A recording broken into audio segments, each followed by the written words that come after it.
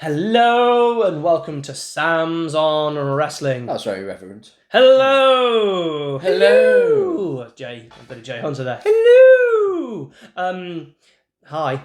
Welcome to Sam's on Wrestling, and this is our new series called The Lockbox. Do you remember the Undertaker Shane McMahon rivalry? Oh, that lockbox. Are we going to find out what Shane had over Vince when we open this lockbox? But this is what is in the lockbox, is everything we're putting in. Because everything in the lockbox is stuff that we want to get rid of wrestling forever. It might be something from the past that we just wish never happened and we could get rid of. So even if it doesn't happen anymore, I don't want to see it ever again anyway. It could be a gimmick match, it could be a match time, it could be a thing that happens. It's anything that you wish to get rid of in wrestling. So before we give you our lockboxes and what we want to get rid of in wrestling, please don't forget to like, share, and subscribe. Ring the bell. Ding, ding, ding, ding, ding, ding, ding, ding, ding, ding, ding. It makes a ding-a-ling noise, and I'm hoping I ding-a-linged at the same time, and if I did-a-lings, it's extra ding-a-lings. Well, it's really on you and your future self on editing. Sure. Oh, I'll enjoy it. It's making life difficult for yourself. So we want to know, what do you want to get rid of wrestling? Put it in the comments below before we get to what really bugs you. What has bugged you? Even if it doesn't happen much anymore. What has bugged you? Like, could you just never do that again, please? Just never do that again. So here is going to be our lockboxes. Baby Sam, my darling, what do you want to put in our lockbox? I think you will agree with this one. Okay, it is my decision if it goes in the lockbox or not. Yeah, so I've gone with formulaic tag team matches. Oh, how interesting. Really? Okay, go for it. Okay, quite straightforward really. I really struggle with tag team matches.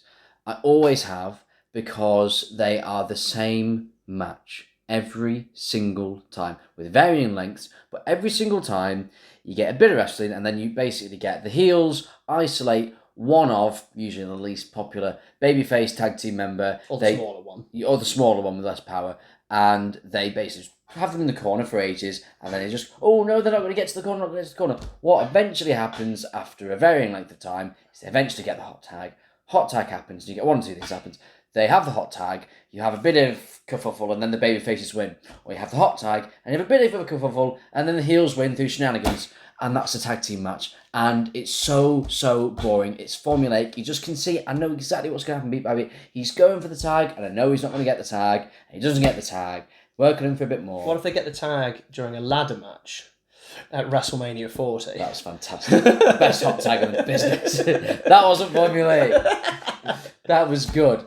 Yeah, I don't know what else to say on that. It's really boring. So are you talking all tag team matches that have ever happened, or are you talking about that just concept of how they lay out the standard tag team match? So I don't want to bin all tag team matches. Because the two that sting just most of them. The two that stick into my mind that weren't formulaic was the Usos, Sami Zayn, and Kevin Owens at WrestleMania 39. Oh, you could include the WrestleMania 40 tag team match as well, but that's a kind of no disqualification. And then you've got Angle, Benoit, Edge, and Rey Mysterio. No Mercy for the brand new SmackDown, but then at the time WWE Tag Team Champions. And they both used that kind of formula, but it was the end crescendo that they changed. Well, also when you've got those wrestlers, the actual wrestling building up to it is amazing. So one had a story. One didn't really have a story. No, I get that. So I'd actually argue the story going into No Mercy was Angle and Benoit against the Guerreros was actually the story, weirdly. Again, the formula can work now and then, but it's when I see it repeatedly, I just want different stuff. Like I for years have been desperate to see. I don't think it's ever happened. A tag team like the Revival, because they always say, oh, the Revival when they're in WWE, and to be fair, in AEW, like, oh, they're amazing at isolating the tag team partner. They're great at cutting the ring in half. What happens? They get the tag out every single time. You mean just someone just never get the tag? Never get the tag. You just have, and it doesn't have to be like a big match, but just now and then, if you want to make the Revival look good, have them say they were, back in the day, they're facing Heath Slater and Rhino. Just isolate Heath Slater, Rhino never gets the tag, and they just win with a shot machine, and you go, oh, they're a really good tag team. And then what happens? Would the other person not come in and break up before you? Did you know? No, because they're babyface. How many times can you break up a pinfall as a tag team partner? Once. So if you ever watch a wrestling match and they do it twice, it should be a DQ. Yeah. Just so you know. But what would happen is, it's like letting wrestlers win with moves that aren't their finisher, because then you buy Yes. they might not kick out, so you go, oh, actually there's a bit of tension because the Revival sometimes are really good at doing this and you don't get the tag. So what happens when you do the formulaic match? It gets a reaction because it doesn't always happen. Here's the thing I will say to this: the formulaic tag team. Every time that hot tag does happen, majority of the time, crowd go crazy. So I have to ask you the question: do they go crazy because they've built the characters really well, or whatever, or they built the match really well, or yay, something's happening? Yeah, but that's bad as well. It's like it's the same principle. So again, it depends, because if you've got two over tag teams like Usos and New Day, like it's always going to work. Big E gets that tag, and he's got a great hot tag. It works. That's also a key as well. Who actually has a good hot tag? Yeah. You know, they sometimes call it the tepid tag, don't they, and stuff like that, rather than the hot tag. Yeah. And, you know, who actually has a good hot tag? Like, you look at some people you're surprised have a good hot tag. Like, Bubba Ray Dudley got a good hot tag. Yeah. And people go, you wouldn't think that, but he actually does. Yeah. Here's how I'm going to judge it. Go. Will it go in the lockbox? Yes.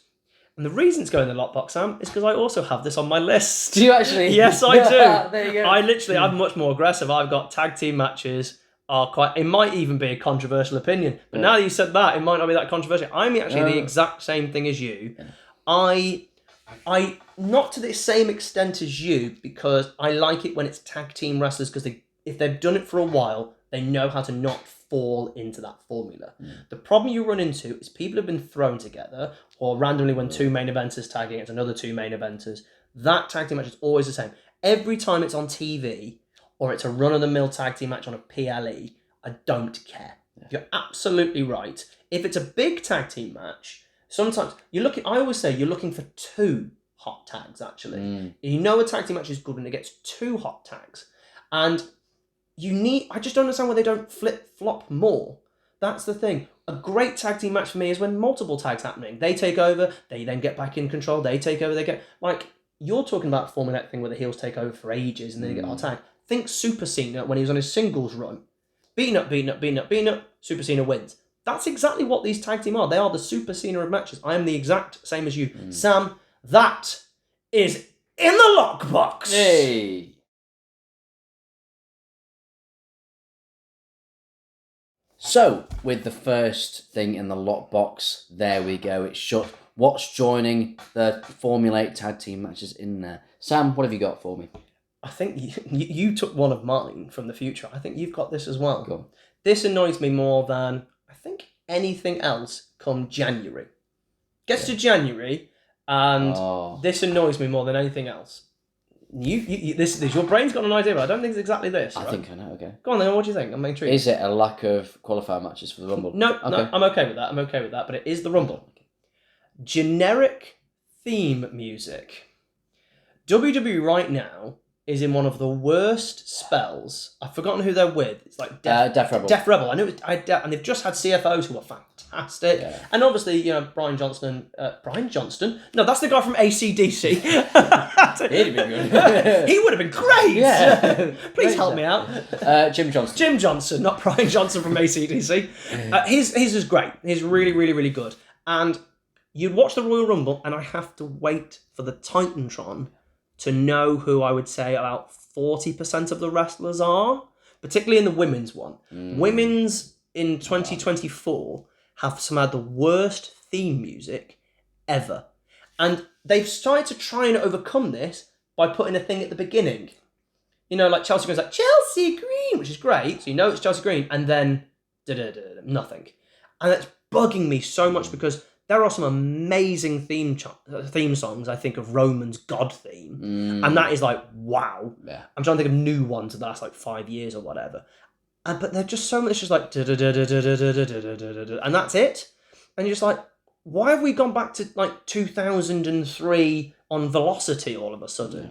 Like, give it some identity. Give someone some individual songs. Actually have some care and effort. It doesn't have to be a good riff. I'm not looking for a good beat. I need wrestling song. No, not even good beat. I mean, like, you enjoy the song, but you don't know who they are still. Yeah. I need some individuality to it. Think about the Attitude Era. You pretty much knew who every single person coming out. And then you think probably about 15, you knew who every single person coming out was. Yeah. And they've got, like, some people have had theirs replaced because they want to get rid of old Jim Johnson songs. Oh, like, AJ's Carlito? now. Carlitos has gone that is as a well. crime, that is. Yeah, Absolute you know, crime. and don't get me wrong, the Carlito one might be all right, but it's like not the same. And it's when it comes to the Rumble that I really feel it, because I don't know who anyone genuinely is. Go and watch a Royal Rumble from like 2002 or something. You could watch it on like with the screen off. I was going to say on mute. I was just saying, I didn't even say that. Rock Hogan.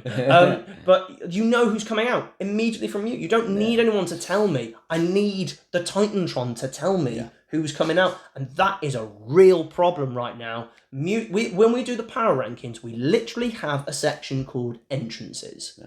And right now, if we do anybody, particularly female wrestlers, they've been really shafted the most, the women's roster. If we have to do someone like Lion Valkyrie and people like that, I literally couldn't give them an entrance because I don't know what the entrance is. I forget about it as well. Which means it scores very low. Yeah. I entirely agree. I probably should have had this one on myself. Yeah, well, there you go. Recently, and it's such a shame because everything else around WWE right now is so like it's Renaissance. I think AEW have the same problem though. Yeah. They also have a lot of very generic. Well, they have too many wrestlers, so therefore you have too many wrestlers. You've got to really identify who the music is, and there's very few people who have that. And even some people who've got good music or no music. Apology, is not very good. Like Dean Ambrose's "Wild" thing makes no sense to me. Oh, he's wild. It's a terrible song for a wrestling thing. Yeah. It's terrible. So, but I'm talking about generic ones. Yeah, is this mainly WWE or no, everybody? Yeah. If you've got generic theme tune, I need to know. Like, why is Joe Hendry one of the most over wrestlers, even though he wasn't even signed to WWE? Because I believe in Joe Hendry. Over. Yeah. Great song, worked. It's simple as that. A theme song is one of the most important aspects to wrestling. You think of Edges, you think of Stone Cold, you think of The Rock, you like all of them, like the intro to them, The Undertaker. They make wrestlers because that's one of the most exciting moments when you get a return. You can get over solely because of your song. Nakamura, Fandango, Bobby Roode, to name but a few. It's not trivial whatsoever, and I really hope that Triple H, I don't know whether they've got a contract with Death Rebels, so Triple H is waiting for that to end. I don't know how it works. I really hope that they change it, and they've recognised the amount of backlash they've got over it because they've been putting things at the beginning of them recently. But I just think that but then you make it all in the same because you've got LA Knights where it goes LA Knight. If everyone's is they say their name at the start, well then your music isn't good enough, and you're making them all the same in their own way. Stone Cold, you knew was coming out because a thing shattered. So even if he didn't have good music, which he always did, you knew who was coming out. So sometimes you can attach something. Scott Steiner has a siren going off. Literally, Scott Steiner has had the same song in every single company. No, he hasn't. He's had a police siren or an ambulance siren, whichever one going off, and they've just put a generic beat underneath it. But because they've got this siren going off and a generic beat, it actually sounds cool. Yeah. And that's the difference. They took a generic theme and did something to it. And that's what you need to do. You can add elements on top of a generic thing. Have a thing pop up, a noise pop up, or something. Yeah. And I know we're going like a bit for time here, but just with Jim Johnston, I feel like he took so much care and talked to the wrestlers about it. That might actually be the key here. Yeah. I don't think there's a communication to what do you want and what do you There's no vision of how do you want the crowd to feel when you come out. Feels great. Yeah, and these songs don't make me feel anything whatsoever. Empty. Yeah. And they make you do this. Even if it's someone you like, you go, like that. Yeah. I get the Royal Rumble especially, if you give someone a great music, you might go, oh, they're here. Oh, okay. I might like this person. Or I might build behind it because sometimes the only time you might have seen someone is at the Royal Rumble potentially. It's 30 women. You're not going to get 30 women on the card every single week. And same for the Royal Rumble, particularly a few years ago.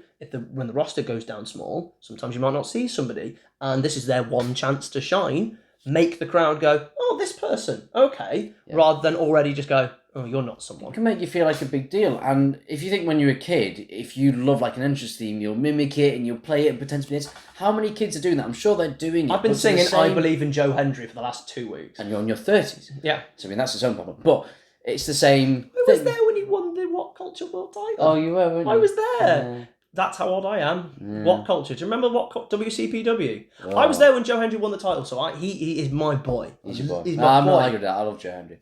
But yeah, I just think it's a massive tool that they're not using, and it's a shame because they're improving on so many other things, WWE especially. So production. Yeah, their production has gone through the roof. Why has this not then been included in it? I don't know. So is it in the lockbox? It's right in there, Sam. Right in there.